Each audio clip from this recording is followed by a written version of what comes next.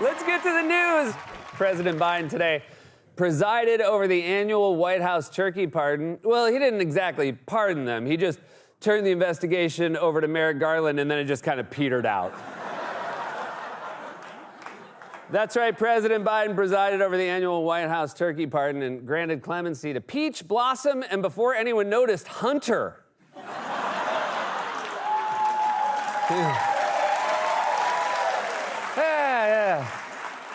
Yeah, look at that turkey.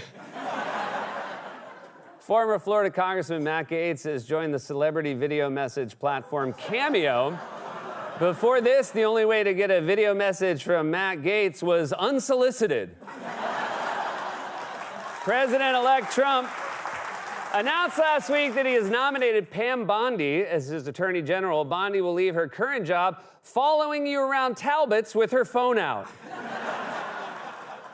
President-elect Trump transition team is facing criticism for not agreeing to disclose the donors who are funding its operations. Okay, but I think we know. You think Trump is spending his time with Elon Musk because he's a fun hang?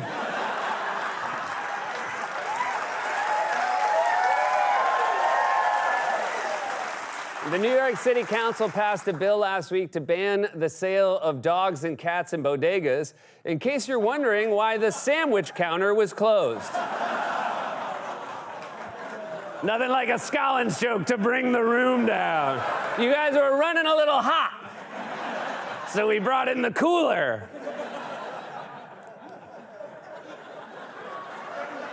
The world's first liquor store with a wedding chapel recently opened in New Orleans, perfect for couples who think Las Vegas is too romantic. The creators of the video game Minecraft have announced that they will plan to open a U.S. theme park. Said Minecraft fans, yeah, we're still not going outside. A Glenn Powell lookalike contest was held over the weekend in Austin, Texas, and the winner won free queso from Torchy's Tacos for a year. So probably won't be looking like Glenn Powell for much longer. Yeah, my secret is queso. Eat a bunch of queso from Torchy's every day.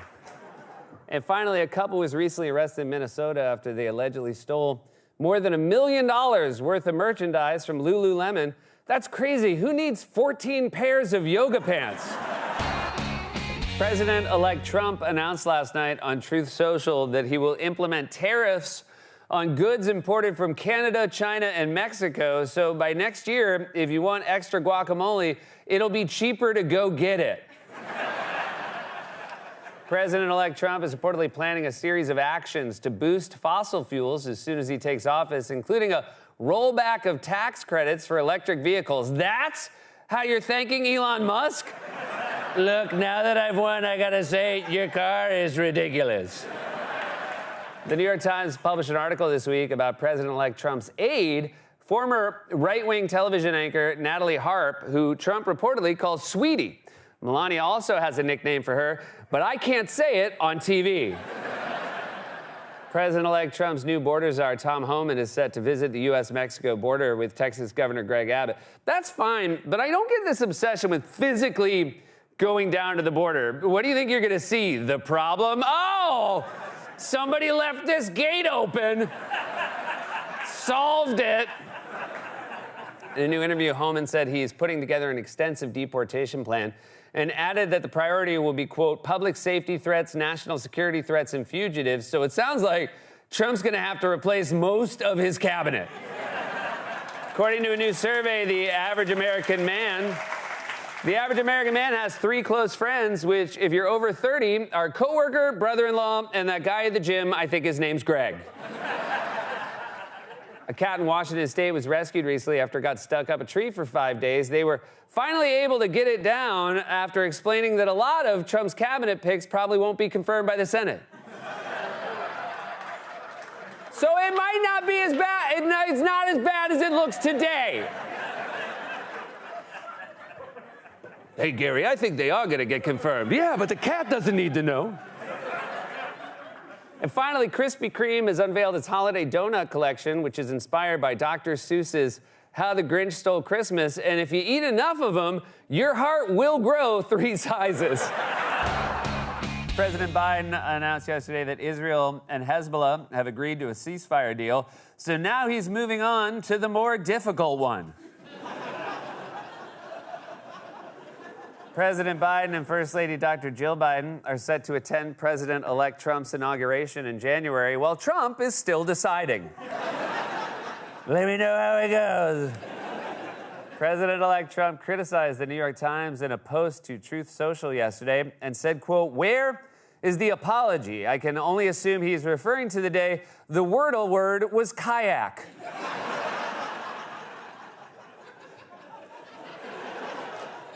During a court hearing yesterday, Rudy Giuliani reportedly lashed out at the federal judge overseeing the collection proceedings for the $146 million defamation judgment against him and said, quote, "I can't pay my bills, though I'm not sure that's the smartest thing to yell right in front of your lawyer." Oh, you can't? Well, then good luck to you.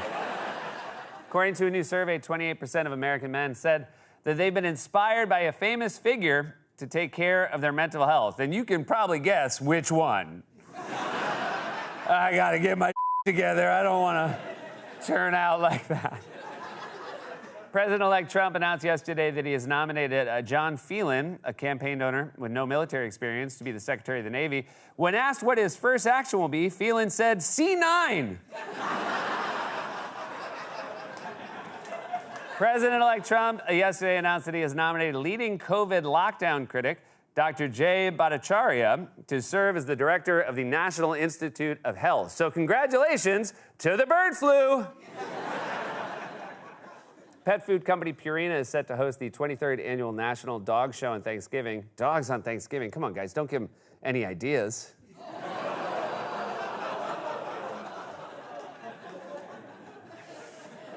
New York Mayor Eric Adams held a briefing today on the safety of the city's Thanksgiving Day parade. Dude, relax, they're not real. You don't have to plan. The makers of a DiGiorno frozen pizza have re-released their Thanksgiving pizza, which features a Detroit-style crust with roasted turkey, green beans, and cranberries, because some years, Dad gets the kids on Thanksgiving. Nope, you're right. Oh, I'm sorry. Let me try another one. The makers of DiGiorno Pizza have re-released their Thanksgiving pizza, which features a Detroit-style crust with roasted turkey, green beans, cranberries, and gravy. But don't worry, I'm sure next year you'll have something to be thankful for. Yeah, that's not it. You want one more chance? We got it. The makers of DiGiorno frozen pizza have re-released their Thanksgiving pizza, which features Detroit-style crust, roasted turkey, green beans, and cranberries. There's even a blank space on the back of the box, so you can leave a note.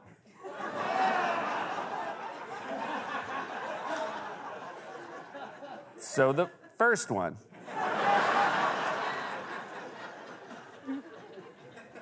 We put that together as poorly as DiGiorno's Thanksgiving pizza. And finally, organizers have announced that Amazon workers in more than 20 countries are planning to go on strike between Black Friday and Cyber Monday, which could affect Amazon's ability to get your Christmas gifts to you 2 weeks late. According to the American Farm Bureau, a classic Thanksgiving for a family of 10 this year costs $58, or $13,058 if you include a year of therapy. Today was Thanksgiving, the day we all ask ourselves, is it weird to masturbate in my childhood bed?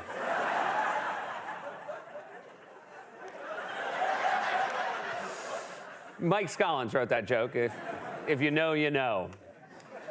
According to the latest numbers, the average price of a 15-pound turkey is under $32. And if you're wondering why it's so cheap, I'm going to let you in on a little secret. Turkey isn't very good. According to a new poll, 2/3 of Americans expect consumer prices to rise due to President-elect Trump's tariffs. Oh, sure. Now you Google it. Oh. Oh, no.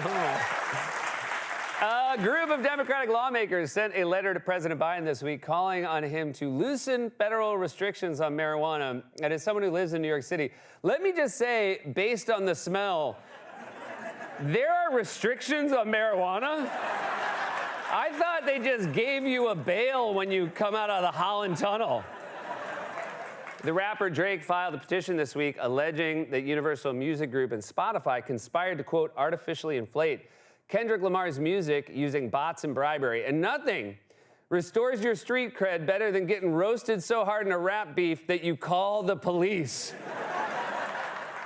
The New York-New Jersey Port Authority has forecasted that 3.2 million people will travel through JFK, Stewart, LaGuardia, and Newark airports for the Thanksgiving holidays. Hey, thanks for throwing us in there, said Stewart Airport. Was it not also 3.2 without Stewart? Hey, we made the list. We don't even know where we are.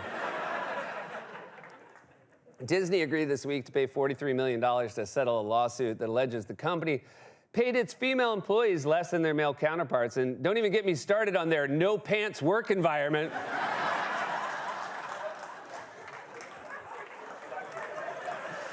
And finally, authorities in New York seized millions of dollars worth of stolen items from a large-scale retail theft operation in Queens, which included cosmetics, beauty products, and designer clothes. Of course, that might have just been a TJ Maxx. And that was a monologue, everybody. We are off